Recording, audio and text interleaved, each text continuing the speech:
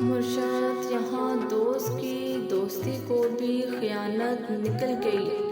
مرشد ہم سے تو ہر شخص ہی ہاتھ کر گیا۔ حضرت علی کا قول ہے کہ سجن اگر وفادار ہے تو لاکھ اکسانے پر بھی وہ آپ سے خیانت نہیں کرے گا۔ اور بزرگوں کا قول ہے کہ جس شخص کے بھی دین یا دنیا سے تمہیں کوئی فائدہ حاصل نہ ہو اس کے ساتھ ہم نشی میں تمہارے لیے کوئی خیر نہیں ہے، اور جو شخص بھی تمہاری دوستی کے حق کی رعایت نہیں کرتا تم بھی اس کی رعایت نہ کرو، اور نہ ہی ایسے شخص کی دوستی میں کوئی عزت ہے۔ انسانی زندگی ہے ہی لوگوں کے باہمی مفاد کے تبادل پر قائم، اور یہ کوئی ناپسندیدہ اور کبھی بات نہیں ہے، کیونکہ انسان کو جو حق حاصل ہے کہ جس طرح وہ آخرت کے فائدے کے حصول کی جدوجہد میں مشغول رہتا ہے، اسی طرح کسی حرام میں مبتلا ہوئے بغیر دنیائی مفاد کے حصول کے لیے بھی کوشش کرے۔ محبت کرنا تو اللہ کی سنت ہے، رسول کی سنت ہے۔ یہ جو کہا گیا کہ محبت کرنا اللہ کی سنت اور نبی کی سنت ہے، وہ اس طرح ہے۔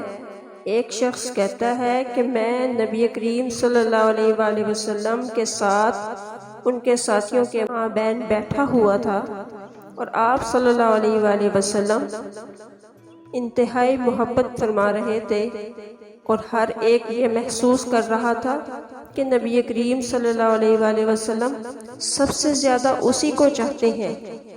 اس پر اس شخص نے آپ صلی اللہ علیہ وآلہ وسلم سے سوال کیا کہ یا رسول اللہ، میں افضل ہوں یا ابو بکر؟ نبی کریم صلی اللہ علیہ وآلہ وسلم نے ارشاد فرمایا ابو بکر افضل ہے۔ پھر میں نے پوچھا میں افضل ہوں یا عمر؟ فرمایا عمر۔ میں نے پھر پوچھا یا رسول اللہ، میں افضل ہوں یا عثمان؟ ارشاد فرمایا عثمان۔ پھر میں نے نبی کریم صلی اللہ علیہ وآلہ وسلم سے بڑی وضاحت کے ساتھ حقیقت معلوم کی، اور آپ نے صاف صاف مجھے بتا دیا کہ یہ چار میرے یار ہیں۔ اور حضرت ابو بکر کے بارے میں تو مشہور ہے کہ وہ آپ صلی اللہ علیہ وآلہ وسلم کے ساتھ غار حرا میں رہے تو ان کا لقب تھا یار غار۔ لوگ ان کو غار والے کا یار کہہ کر پکارا کرتے تھے۔